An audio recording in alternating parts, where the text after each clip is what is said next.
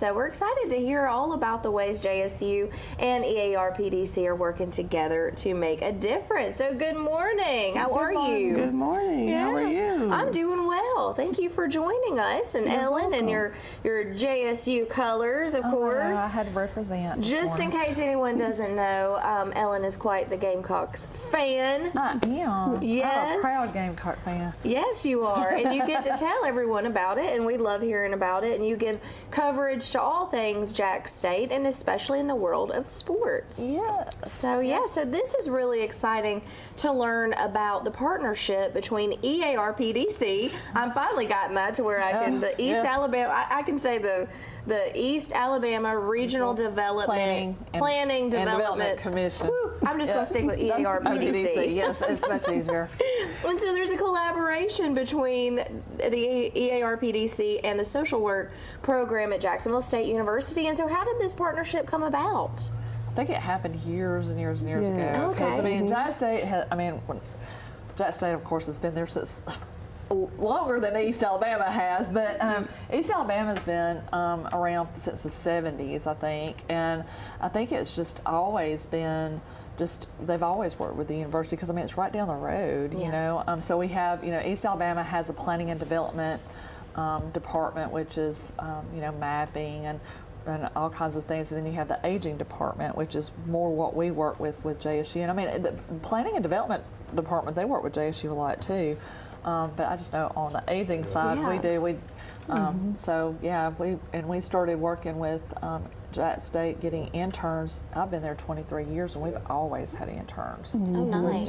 from JSU. It makes sense to have that partnership. It does. Yeah. It does. Our students, as an instructor, social work is so practice-based. So our students are always asking us, how will the skills we learn in the classroom translate to our profession? Yeah. So we love our partnership with EAR.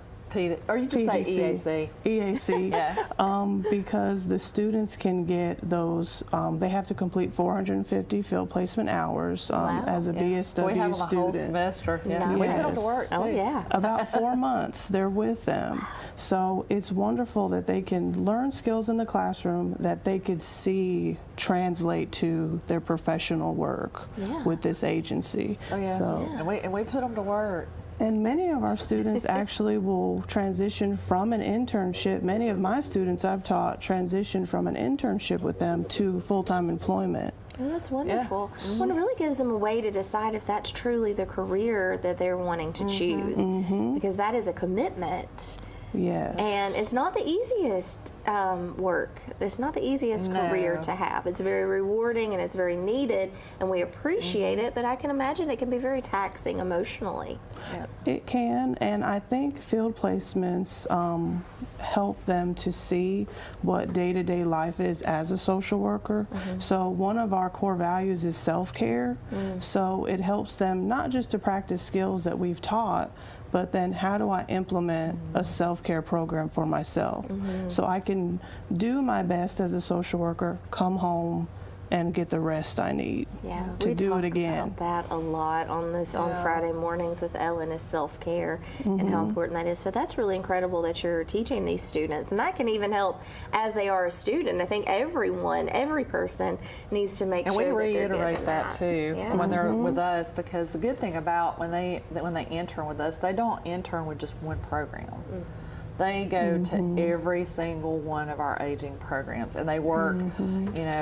Kelly Spivey, she's the field instructor in our office, and she's really good at well, Ellen, what do you have going on this semester?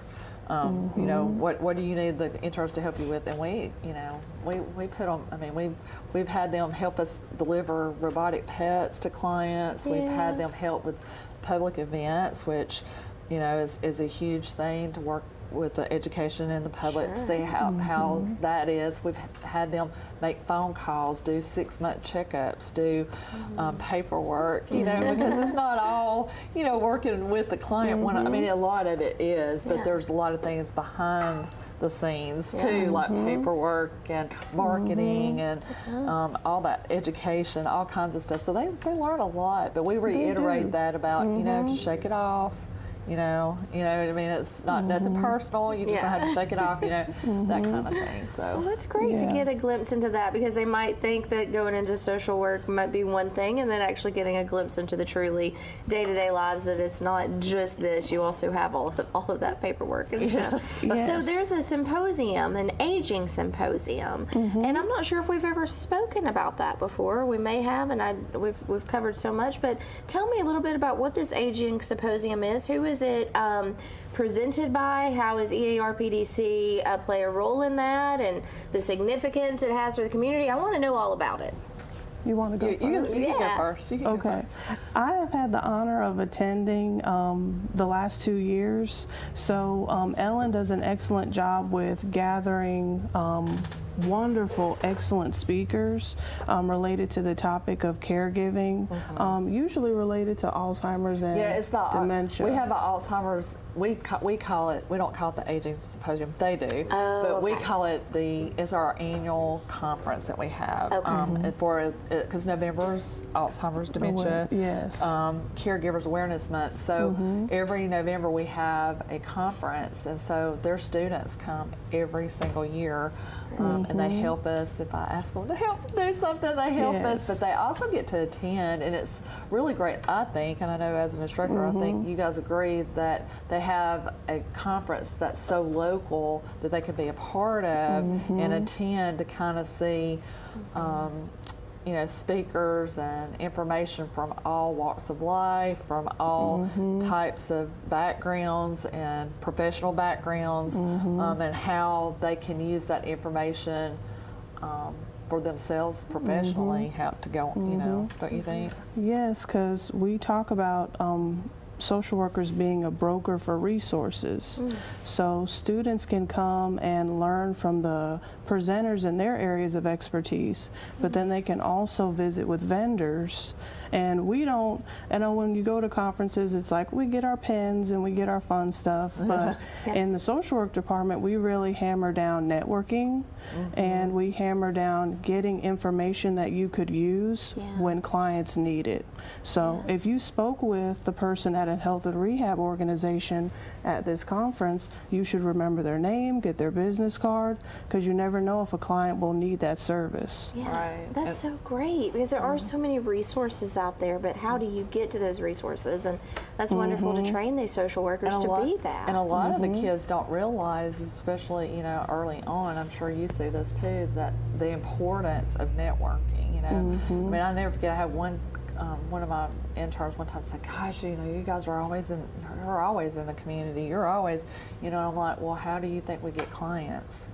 Yeah. I mean, if they don't We know gotta be about out there. us, we're not going to get clients either. You know what I mean? But then, like you said, it's so important to network because, number one, your client might need them, but they may have a client that needs you. So it's it goes both ways. So you never can know too many people. Never. That's never That's a bad true. problem. It's never That's a bad problem, ever. And know enough about what career you're in. And I'm sure that you're learning everything. Even how long have you been in this line of work and being an instructor? I've been an instructor since 2020, so the height of COVID, so it was trial by fire, but it was fun. And here you still are. Yes. And I've been a social worker licensed since 2012. Okay, wow. So I actually remember meeting Ellen at one of our JSU social work days, and I have referred many people to her CARES program. That's wonderful. So- See, resources, being resources, Yes. being able to tell someone like, hey, I know you're struggling with this, but there is a resource for you. There is someone there to help you. And That's it's, amazing. Yes, and it's not just the website that I stumbled upon. I spoke to the person over that program, Yeah. and I know they could help you Yeah. in this area. Oh, I Right. love that. Yeah, That's so wonderful. you can never know too many people, and I think, too, the university, and I don't know if you guys get calls like this because I know that I had a client one time that said, "Well, I didn't know who to call, so I just called the local university to see if they could guide me to," you know what I mean? So that's a big thing too because what better place to learn something than a higher place of learning, you know? Absolutely.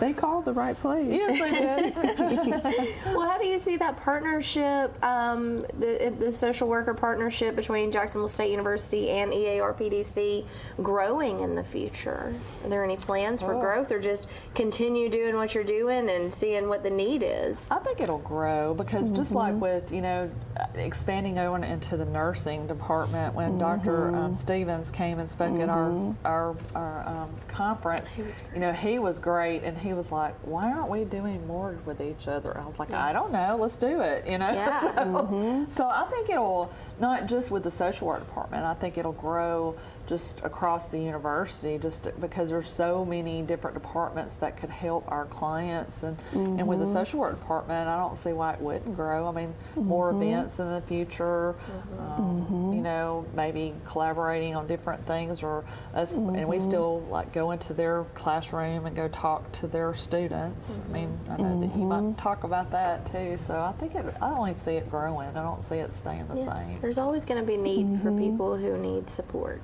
And our students are really, I'm an instructor and I obviously teach them, but they have a lot of passion for social work and the populations they serve, especially in the aging population. So I feel like with their insight and innovation, we'll see some changes and additions in the future. Yeah, that's Get really exciting. young kids in there with good ideas and Who are excited. that are not burned out. They're just freshly. They're ready. You know what I mean? They're ready there to save the world. I love that. Don't overwhelm them with too much paperwork, Ellen. Yeah, well, I Okay. try not to. That's not me. That's the state and the Fed. So I mean, I can't help that. Oh, that's so great. I love that the partnership exists. I think it's so incredibly important. And what do you tell someone when they are interested in going into social work? What is that one thing that you tell them?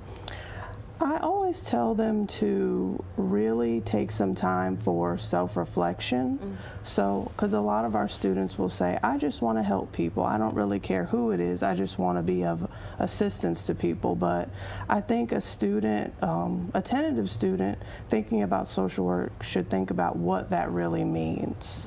Because it's a life of service. So that means a lot of knowledge you'll gain, but also a lot of sacrifices you'll make. So I don't think it's a decision to step into lightly. No, it's not, because I mean, as social workers, if you think about it, I mean, they're the little superheroes that step in and save the day, so to speak. Seriously, so to speak. I mean, The fire putter. we put out a lot of fires. Sure. And I mean, I don't have a social work degree, even though I work in it.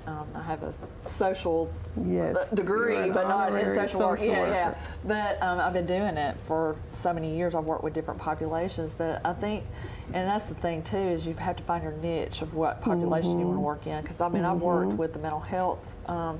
I've worked in mental health, I've worked in criminal justice, I've worked with battered women and children, so, and then I've been working with seniors for 23 years. So I think that different populations also has helped me in my job, but I think they need to find their niche, and you know what I mean? Because it's hard, because you know, not everybody, I mean, you're always putting out fires, but you can only do so much. You can't, and they need to know that, and we tell them that when they're doing the intern. I mean, you can only give them the information. What they do with it is on them, not on you. Sure. You know. Well, we've got so much more to talk about. I know that one of the questions when someone is interested in being a social worker or whatever you're wanting to go in with your career is, where do you go and get that education? So we're going to talk about why choose Jack State when we get back. So stay tuned. You're watching Rise and Shine right here on WEAC TV 24. Good afternoon, I'm Dr. Olubidi. I would like to welcome you to our clinic, which is virtually your clinic. We strive to provide a family environment from our nurses as well as the practitioners we have in the clinic to serve you and your family members. We pride ourselves for having state-of-the-art facility here in the clinic to include ultrasound, fibroscan, to check on your liver. We welcome you in our clinic, your clinic, at Dr. Olubidi's. And thank you so very much. Some say college isn't for single parents or people who work full-time. I'm here to prove them wrong. I'm a first-generation American, the father of Dion, and a non-traditional student at Gadsden State Community College. As a sergeant in the Army National Guard, I've watched soldiers with degrees progress faster in their careers. So today, I'm in school, involved in the Veterans Upward Bound program, and excited to see what's in store for my career. I truly am earning my wings at Gadsden State. Come out and check out the Alabama Tractor Difference. We can take care of all your needs of parts, sales, and service for RTVs, zero turns, and tractors and construction equipment. See us here in Lincoln at 620 Speedway Industrial Drive. Or come visit us here in Asheville at 275 6th Avenue, or give us a call at 205-594-7000.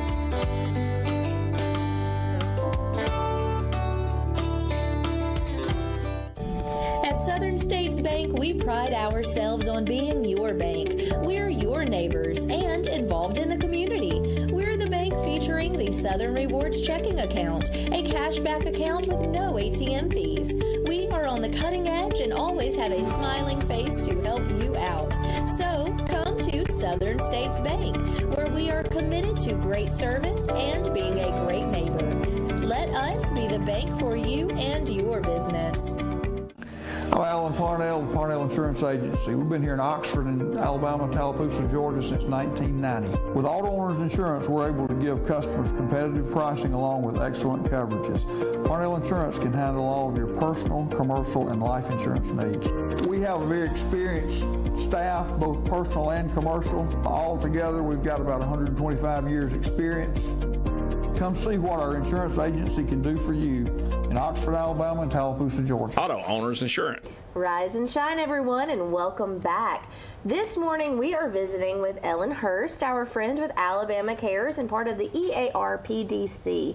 And we are also visited by Francesca Hall. She is an instructor at Jack State with the social work program, social worker program. How do you say it? Is it social work? Social work program. Social work program. All right. Well, there it is. So thanks for being here this morning and sharing this information. It's really great. And I know a lot of our viewers who might be watching who are interested in getting involved in social work, and you gave them a great piece of advice. Mm-hmm. Let's talk about why Jack State, and I know we have another guest to expand on that a little bit more, but I want, from your point of view, why should someone choose Jack State? I love teaching at Jack State because so many of our students are able to go into their communities and complete their internships. So many of our students say that they love connecting with their community that they may have grown up in, but they see in a different light now that they're serving their community directly. So I love Jacksonville State. We have a really rich history of bringing excellent social workers into the state of Alabama. Those that are graduating and then become licensed and then start their work. So choosing Jack State is you choosing to be able to learn the skills through us as instructors, but also go into your communities and really work with the populations, like you were saying, Ellen, that our students are passionate about. Yeah, and there's, you know, and just like with, you know, social workers, you can only give the information. What you do with it is, you know, on them. Same with instructors, I think. I mean, you can give them the information. What they do with it is on them, because I think it's like two parts. Like she said, that, you know, they give them the tools that they need to be good social workers, what to do, what not to do, that kind of thing. But once you get in there, I mean, there's no book that, like, I mean, that once you're in there, you're like, oh wow, this is the real world. You know what I mean? Sure. And no situation is ever the same. No, it's not. It's not. There's no cookie cutter, and I preach that all the time in my program, because every caregiver is different, every person that they take care of is different, every community. We cover 10 counties, so every community that we have in just our 10 county region is different. So they get and the good thing about our internship is paid internship. It's a paid internship, so that's really good too, especially for a college student. You know, but they really get, I think, I mean, not to brag or anything, but I guess I am. But I think our agency really, we love interns, and when we don't have interns, we feel it because we use them so much. They're such a good resource for us, and I mean, and it's two ways. It helps us, it helps them. Yeah. And they're ready because I teach a class that is usually taught right before they enter their next semester of field. So they are excited, like they're counting down the days till their field placement. So when they go to an agency, like, should I say ERC? EAC. EAC. On the first day, they're like ready. Yeah. So if they have a field placement that is giving them so many great things to do and learn, Yeah. I have never had a student come back from this agency and say anything but how wonderful. And a lot of them, like I said earlier, will have full-time employment. Yeah. So Yeah, we that's have a our, lot of your students JSU students. are case managers with the Medicaid waiver program. Oh, that's wonderful. and they love it. Yep, They love it. So both bachelors and masters. We have both in there. So Yeah, that's great. It's great they get to start off as interns and learn that they want to stay there. Yeah. and then be able to sustain their life because they've been students, they've made sacrifices, and now it's their time to start their career. And Yeah. oh yeah, we've seen some of your students. I bought my first car. I've had several of those that were interns with us that bought their first car. You know, I'm a big girl now. I got to do that. You know, so I mean, it's neat to see, though. You know, it's awesome to see. that they're doing what they love and what they work so hard to do in college, and that's translated to employment, a love for what they do, and financial stability. Yeah. Yep. That's awesome. Well, I love Adulting. that. Adulting. Yes, Not easy. adulthood. It's a stressful hood. It's not always easy.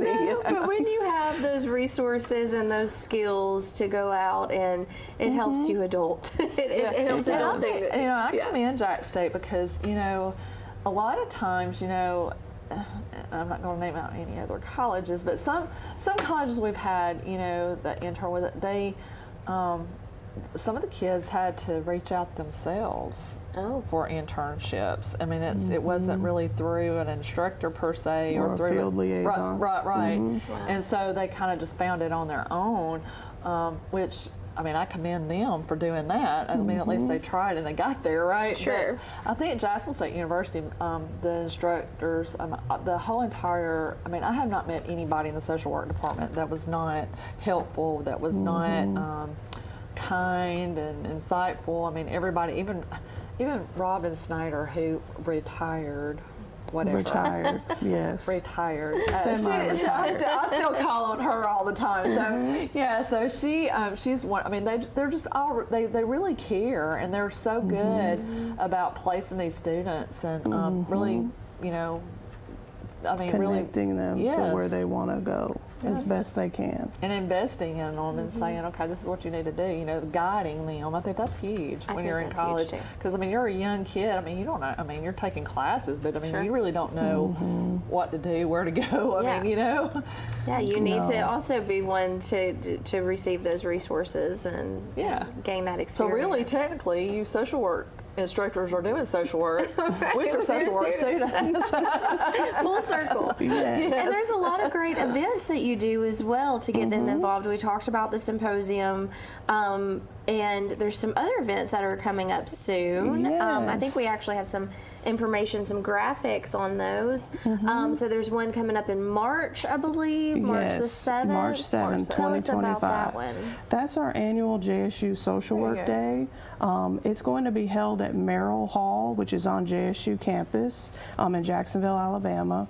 It is every year that I've been able to attend. I've probably attended the last maybe 10 years. Lord, I didn't think it was that long. Time flies. Yes, but we have a lot of excellent speakers in the different areas of social work, so ethics, clinical social work, potentially someone discussing aging, and other areas of social work that educate the current community of social workers. So they're gaining some needed CE or continuing ed hours, but I think I love it the most because a lot of JSU alumni come and they're able to catch up with old instructors, each other, and it just becomes a day of community. Yeah. So And, and they have Yes. vendors there too. We have many vendors. Yeah, so that's a really yes. good way for the students to engage with the local resources as well, so that they actually have, because we're a vendor, Yeah. we Yes. actually set up a booth. And our during that event. students are very involved in the conference, so doing a lot of different conference tasks to make it run smoothly.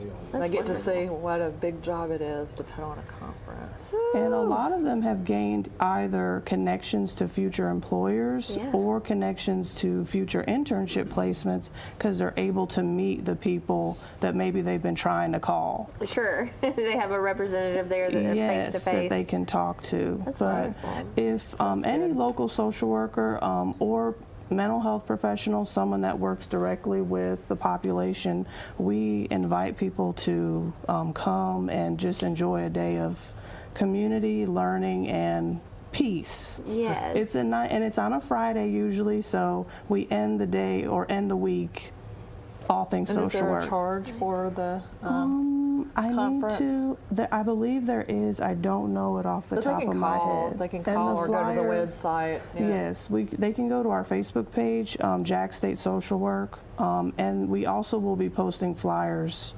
Good. throughout the local Yeah, community 'cause you with got all a the little time, details. it's March. so- Yeah, but it'll Yes. sneak up before we know Yes, it We have does. seen that happen. Yes. Time, Yes, it does. time goes really fast. Yes. Yes. So, what about someone who may want to be a vendor? How do they get in touch with you? Yes, I actually help with setting up the vendors, so they Okay. can contact Doronda Hicks. She's our secretary, and we should have some of our Jack State information so they can contact us. Mm-hmm. But we usually have about it's upwards of 30 vendors. Oh, that's wonderful. I think we So- have a QR code that people can scan can on here. scan. Let's Okay. show that. So get your phones out. We're going to show this QR code. So if you want any information about this program or about any of the upcoming events, how you can be involved on any way that you would like to get involved as attending or being a vendor, then here's the contact information right here. So scan that. And check it out. And, I'm sure you're open for any kind of questions or anybody who's Yes. interested, again, in being an attendee or being involved vendor. in a bigger way. Or if any local agencies or people would like to be a speaker. Oh, So okay. they're calling for proposals for presentations Nice. now. So there should be a flyer circulating on social media that they can also use if they would like to present on a topic related to social work. Oh, that's wonderful. So you're open for speakers as well. Let's remind our viewers what that Facebook page is, because that's a great resource, a way to follow along. Yes. Yes. So they just go to Jack State Social Social Work. work. I Okay. believe that's our It's a full name. JAX, isn't it? It's JAX, Jack State Social Yeah, Work. Jack State Social Work. We have every time we're having an event or any information, it's posted on our Facebook page and our website. Good. Well, make sure that you follow along. Ms. Hall, is there anything else that you'd like to leave our viewers with? The only thing I'd like to say is, like you were talking about earlier, if you're interested in social work and you've done that soul searching, know that there are many people, including myself, who have never regretted a day of being a social worker.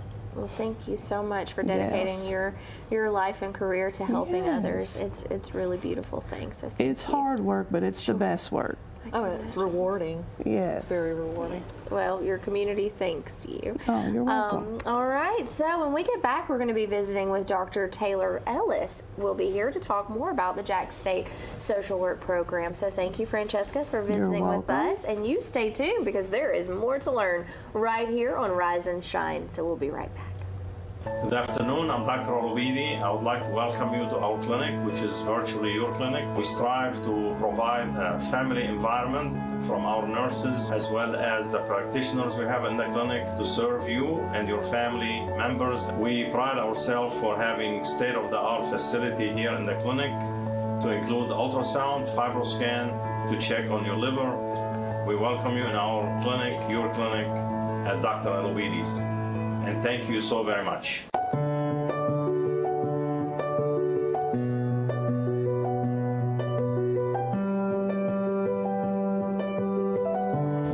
At Bentley Prosthetic and Medical Supply, we care about you. We offer custom prosthetics, orthotics, diabetic shoes, and durable medical supplies.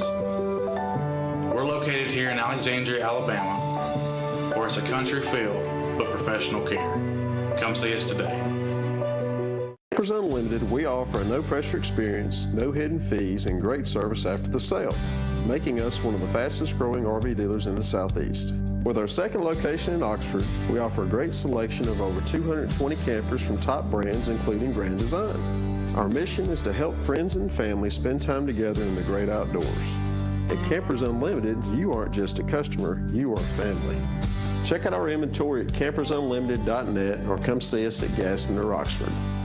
Hello, I'm Taylor Sloan with the City of Oxford, with a word about one of our city's most precious resources, water. Clean water enriches our lives in so many ways, but we cannot afford to take it for granted. Remember, every time you pour something unnatural down the drain or in the environment, and every time you litter, our beautiful lakes and creeks suffer. Our city is beautiful. Let's all join together to keep it that way. Stop pollution where it starts, and help protect our waters for life. Some say college isn't for single parents or people who work full-time. I'm here to prove them wrong. I'm a first-generation American, the father of Dion, and a non-traditional student at Gadsden State Community College. As a sergeant in the Army National Guard, I've watched soldiers with degrees progress faster in their careers. So today, I'm in school, involved in the Veterans Upward Bound program, and excited to see what's in store for my career. I truly am earning my wings at Gadsden State. Rise and shine, everyone, and welcome back. Our next guest is Dr. Taylor Ellis, a licensed master social worker with Jacksonville State University's Social Work Department. Dr. Ellis is going to give us an in-depth look at JSU's social work program, including its affordability, practical training opportunities, and support for students preparing for licensure. He'll also explain some information on the upcoming Social Work Day event, a little bit more into that, and what prospective students can look forward to in this dynamic program. So I'm eager to continue this conversation. Thank you for Francesca for visiting with us, and welcome. How are you? It's Friday. Oh, we didn't do our Friday dance. So we have to do it with that. us. Okay. All right. Friday dance. Okay, this little Friday dance. Yeah, let's kind of work it out a little bit. Yeah, stretch it out. Okay. Yeah. This is our way of self-care. Right, absolutely. Because it's so important. We talked to Ms. Hall about that a little bit. Yes. We talk about that a lot on Friday mornings with Ellen, is self-care and how important that is, because how can you give care to others if you're not giving care first? You can't pour from an empty vessel, right? That is right. Cannot. That is right. So I love what I've learned so far, and I can't wait to continue learning about this social work program. It's really a unique program, and for students who are considering this career in social work, what would you say to them? Absolutely. So I think the first thing to kind of bring up, well, first I want to say thank y'all. Thank y'all both for having me here and having us and presenting us on this platform. I think that this is just a great opportunity, and we're very grateful for it. But as far as the students or individuals that are thinking about social work, a lot of the people that come into this, they're asking, they say, I want to help people. That's really where it starts, and that's what we do, is teach you how to do that. And so for those people that are wanting to come in, I think if you want to help people, we want to teach you how to do that, do it effectively, do it well, and maybe do it differently than you thought it could be done. Yeah. Thinking outside the box. Yes, absolutely. A lot of the work that we do is requires you to be creative. And for me, I do arts-based social work. I've integrated arts into my practice, but even outside of the kind of traditional arts ideas, it's all about maneuvering and navigating systems, and how do we provide the best help that we can that is sustainable and effective, whether that's with individuals, communities, groups, families, organizations. We do it all. I love that. So incorporating art. I'm a big fan of art. I love music and all things art. So I think that's a great way. How do you incorporate that? Yeah, so my primary method is through poetry. I've worked with various different organizations, the Alabama Writers Forum. I partnered with them to do some research, and they go into our secure facility for adolescent males and teach creative writing skills. That's awesome. So while they're there, they're getting this, and then they publish their works every year. And so I like to talk about kind of a bringing on a new identity, right? So a lot of times when we deal with folks who have had challenging backgrounds, they get a label. Yeah. They get a label because of their experiences, Yes. because of their offenses, things like that. And so by helping them become published writers, that's a new identity that they're being given. And so, and in other ways that I love to talk about arts as a nonverbal foundation for a conversation. So if you brought in, I talked to you and I said, hey, I want 5 songs that'll tell me about you, right? And you bring those in and we start talking and I get these lyrics, right? And I can learn something about you through the songs that you chose and maybe things that our typical intake forms wouldn't necessarily be able to capture. Correct. We need that information. We need what's in the traditional intake. We need that background information. But when we're diving deeper, we're building rapport and relationship with our clients. Like those are ways that we can kind of dig deeper into it and kind of identify more nuanced information that we may not have otherwise gotten. Have you heard of the program where they have dementia patients that actually paint? I haven't. Yeah. Oh, I love that. They have a, because you know, one of the things that dementia patients never forget is music. That's one of the things. But then they also found that dementia patients, they like to create. And you can tell their decline, unfortunately, by their paintings. And so that's one of the things that, that they go by. That's so interesting. Yes, isn't that interesting? So there were studies that were done about that of people that were actually going from these really intense paintings to, you know, it started like getting less and less, and then they understood that that person, because they can't verbalize to you that they're declining, but their art showed it. Wow. I'll have to look into that. You'll have to Google incredible. that. That's incredible. It's so interesting because sometimes people can't express themselves. Like if you ask them, like, tell me about your history or tell me about what you've gone through in life, that's a really hard thing to really verbalize. It's like you have to relive it. Yeah, I mean, absolutely. You know, we had Michelle from the Red Bird Willow Farm even said that. You know, her son committed suicide, and she said when she speaks to groups that she has to prepare herself. You know, so that's a good way to to be able to tell someone your story without really having to relive it or to bring all of that up. And you're right, like stigmas are such a hard thing to overcome.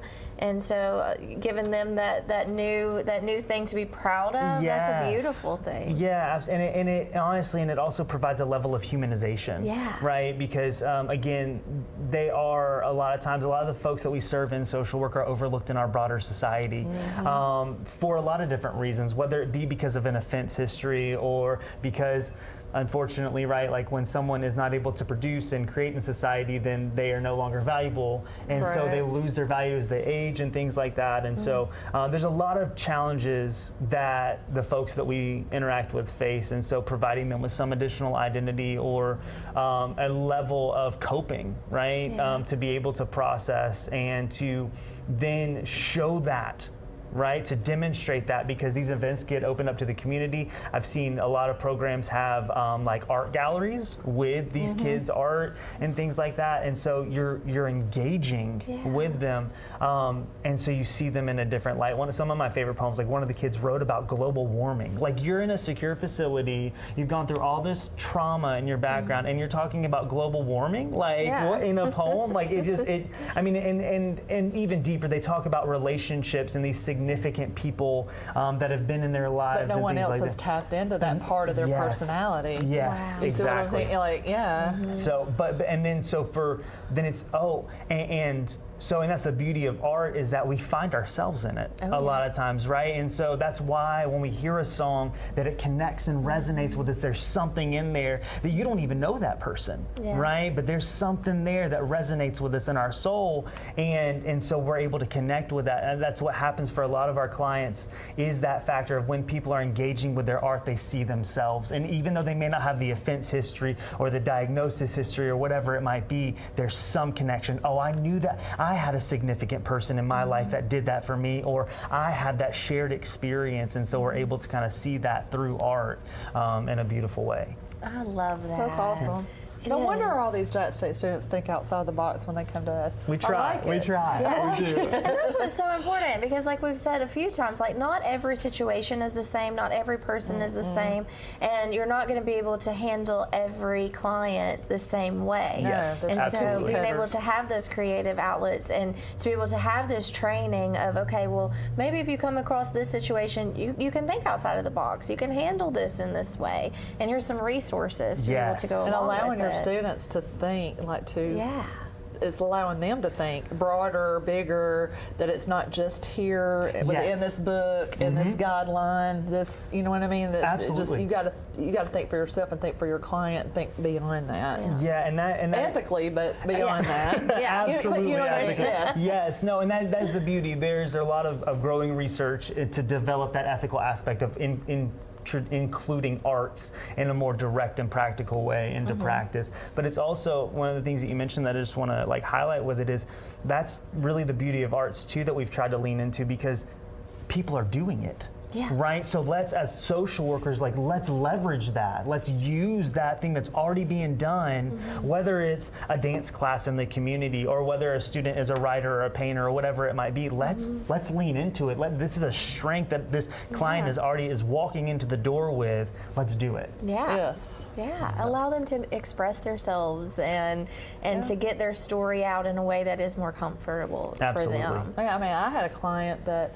we sent in our company to go in there to give respite care, and this particular company sent in their worker who played the guitar, and our client, who was a dementia patient, played banjo. And so she would come every week just to pick and play music with him.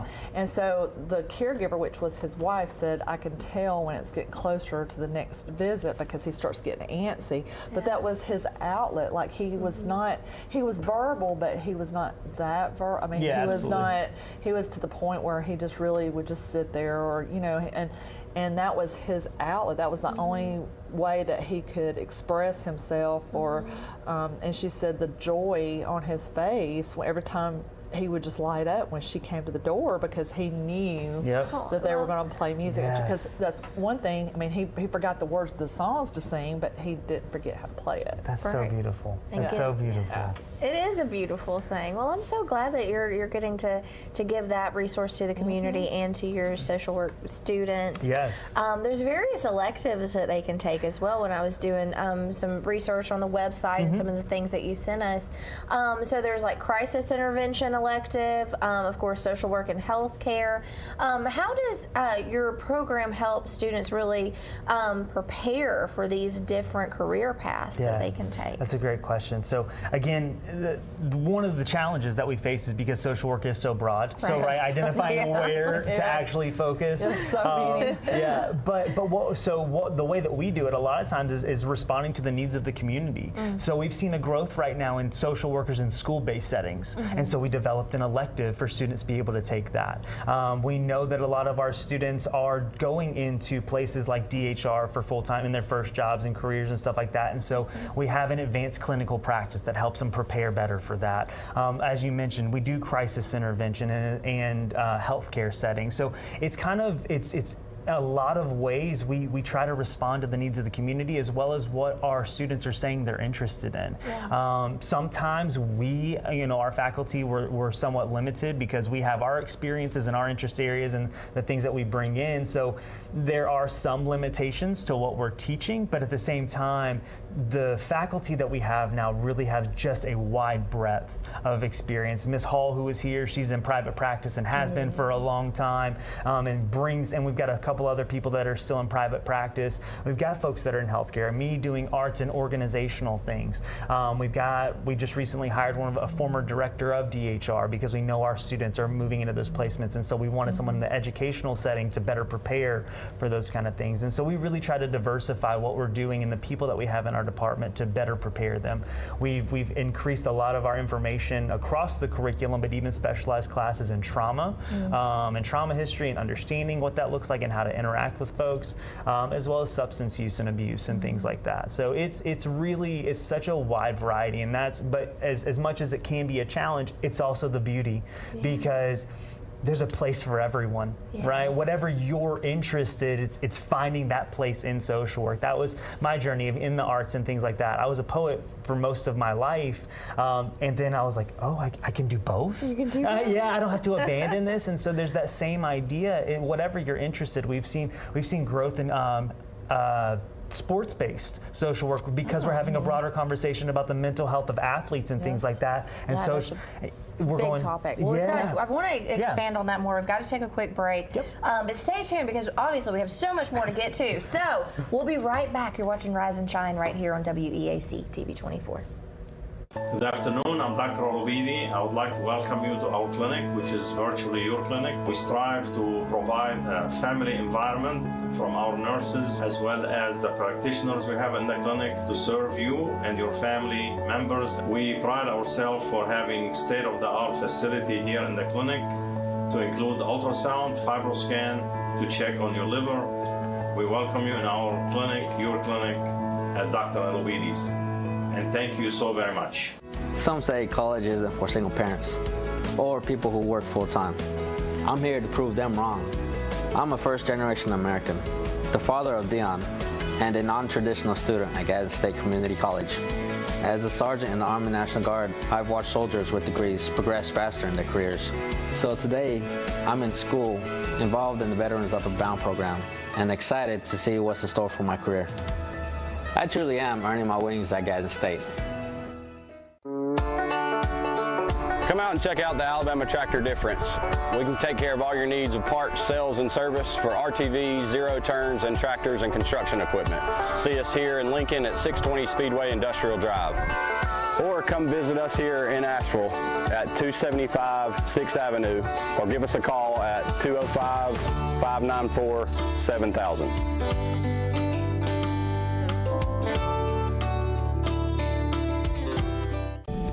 Southern States Bank, we pride ourselves on being your bank. We're your neighbors and involved in the community. We're the bank featuring the Southern Rewards checking account, a cashback account with no ATM fees. We are on the cutting edge and always have a smiling face to help you out. So come to Southern States Bank, where we are committed to great service and being a great neighbor. Let us be the bank for you and your business. I'm Alan Parnell, the Parnell Insurance Agency. We've been here in Oxford and Alabama, Tallapoosa, Georgia since 1990. With Auto Owners Insurance, we're able to give customers competitive pricing along with excellent coverages. Parnell Insurance can handle all of your personal, commercial, and life insurance needs. We have a very experienced staff, both personal and commercial. All together, we've got about 125 years experience. Come see what our insurance agency can do for you in Oxford, Alabama, and Tallapoosa, Georgia. Auto Owners Insurance. Rise and shine and welcome back. We are visiting with Ellen Hurst with Alabama Cares and Dr. Taylor Ellis with Jack State Social Work Program. And I just want to get back to it because even on the break, like there's just so much to talk about. I think we need a whole other hour, but we don't. So we're going to make the most of the time we have. We talked about the outlets that you can give to your students to pass on to the clients, and that's so important, and that ability to think outside of the box. When we went to a break, you were talking about sports, and Yes. I know that's been a big topic. Ellen covers a lot of sports. She did recently some sports coverage with athletes and unfortunately suicide rates among Absolutely. them. And so this is a topic of conversation right now. And so being able to involve your students in this conversation. So let's talk a little bit more about that. Yeah, absolutely. Unfortunately, we do know that there's been a rise in deaths by suicide among athletes. And a lot of it, in fact, actually, I think it ties back into identity, right? Because a lot of times what we see, unfortunately, in these athletes is that becomes their whole identity. And so then when the pressures and especially with the exposure of social media and access, right? So it's like these kids, I mean, I'm not, but these kids, they're 18 years old and they're on national stages and TV and people have access to them through social media and things like that. And I think that's why it's escalated, that you see more of it now is because of social media. Yeah. That's one of the things when I did the Tibbetts Tidbit about that's one of the things that I found, because it's just risen over the years because of social media. Because like you said, these kids are on platforms that, you've got 10,000, 30,000 people following them on TikTok or all the, and they know they can make money and all this kind of stuff. So they're on it. So the pressures of like getting content on their social media, and then going to practice, and then being good, and then maintaining grades in the classroom. And then you have pressures from family. Yes. Like your mom and dad, and I'm not saying that to be. No, but ugly, it is. as my grandmother would say. It's added pressure. But it's the added pressure because you have all these expectations, not only from your coach, but and yourself. But you got your mom, your dad, you got your peers, you got your teammates, you got social media, you got 30,000 followers watching you. Sure. That's a lot. Social media in general is just such a place. I mean, we've even seen not even just recently, but like there's so much negativity. There's so much easy to just be so hateful towards one another. And first of all, let's really encourage someone to be encouraging to others, because what the world needs now is love, sweet love. I mean, it really does. Don't be a Debbie Downer. Be who you would want. Yes. How would you want someone to talk to you? And so, first of all, let's encourage everyone to be kind, show kindness, because that's what it's going to take. Goes a long way. But so many people are so comfortable, expressing themselves or saying something so negative towards another. And think about what you could potentially do to that person's life before you're so quick to comment something negative. Take a look first before you say something hateful.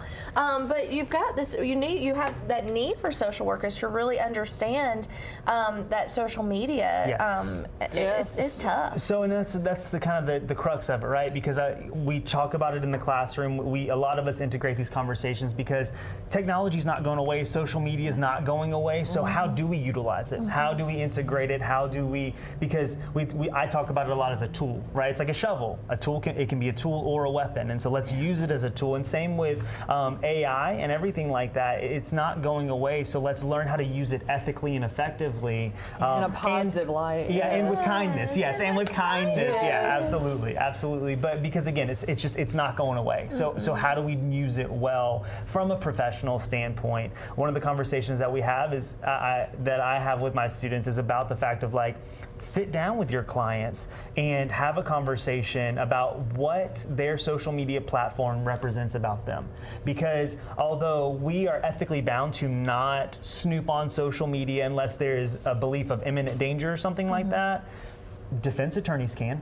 There are other professions that are allowed to do that, and it's part of their job. And so we need to help our clients think through what that looks like. On social media you don't want anybody to really know later on. It's not going to go away. Because it doesn't go away. You can't delete it. One of my friends who's a therapist, he has the conversation a lot. What's your banner? What is your banner? What are you showing to other people? What is it going to display about you and things like that? And so just like we talk, this is a basic thing, but we talk a lot with clients who are court involved.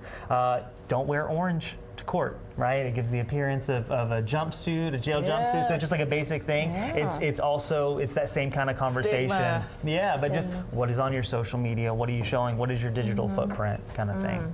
So. Yeah, those are things that you don't necessarily think about until you have to. See the things you can learn at Jack State. I know. This is fabulous. I want to take your class. I do. You are more than welcome. I would love that. I really would. That is one of the things is the cost. And so one of the focus on affordability is something that Jack State really puts forward. Yeah, we've really tried.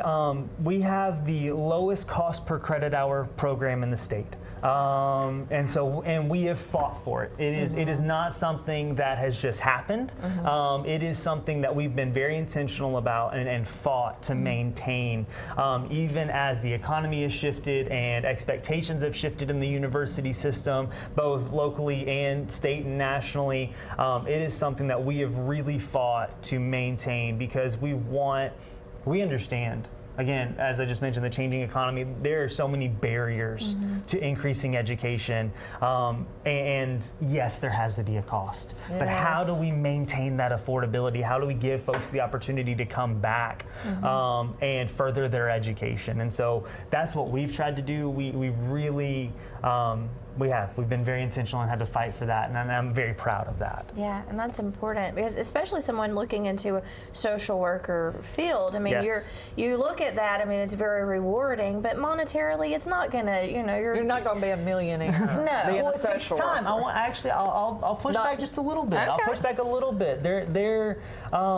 We are seeing a lot of financial growth, and one of the beauties But of to the start profession. off, no. Yes, no, absolutely. That's what I mean, You yeah. are 100% right. That start off position, it's not going to be the best. yeah. But the beautiful thing about social work, and again, that breadth of what you get to do, is once you develop skills, they translate. Right? Oh, They translate into I'm a other- living. I mean, like I could be the speaker, spokesperson for that because I've come along. I mean, but I think it's because, like I said, working with different populations Yes. have given me all these experiences, and once I got to where I'm at now, I mean, wow, I've come a long way. Pay wise, and career wise too. But you've been able, because of those experiences, you can diversify Yes. your Yes, income and things definitely. like that. One of the growths that we're seeing right now is in what's called corporate social work, and so you're seeing corporations begin to look at social workers for HR positions because we That's deal awesome. in interpersonal conflict. Like that's Yes. what we do, and so we're Smart. seeing a growth in that area. That's pretty neat. Yeah, and so and what that does is when we have a viable route in our profession that has a higher income, it makes the other professions competitive. It makes the other roles Yes. competitive, and so you've got to elevate in some other ways so it can create some good, healthy competition. Smart. Yeah, and I think so- social work has come a long way, period, because I know when I started where I'm at, our pay at our agency has really, just in the past 2 years, has really bumped up. So, I mean, it's come a long Absolutely. way. And another thing about affordability with both of our programs, with our bachelor's and our master's program, we really try to build out our schedules to limit travel time. We have a lot of folks that commute in, even in our undergraduate level. And so we've tried to make sure we've got 2 days in the undergrad program, whether it's a Monday, Wednesday, or Tuesday, Thursday, where folks are taking the majority of their classes. And in our master's program, we actually have a 1 day a week program. And so it's only on Thursdays. And then we do our electives virtually on Tuesday nights. And so we really tried to take the worker into consideration, especially at that master's program for that 1 day a week. As far as I know, someone out there can correct me, but I'm pretty sure that we are the only program in the state that is a 1 day a week program. When I was going through, I had 2.5 full days doing my master's. It was all day Wednesday, all day Thursday, and half a day on Friday. And that's not feasible for No, everybody. when you work, When you work, you got a Yeah. family, you still got to put food on the table. Life.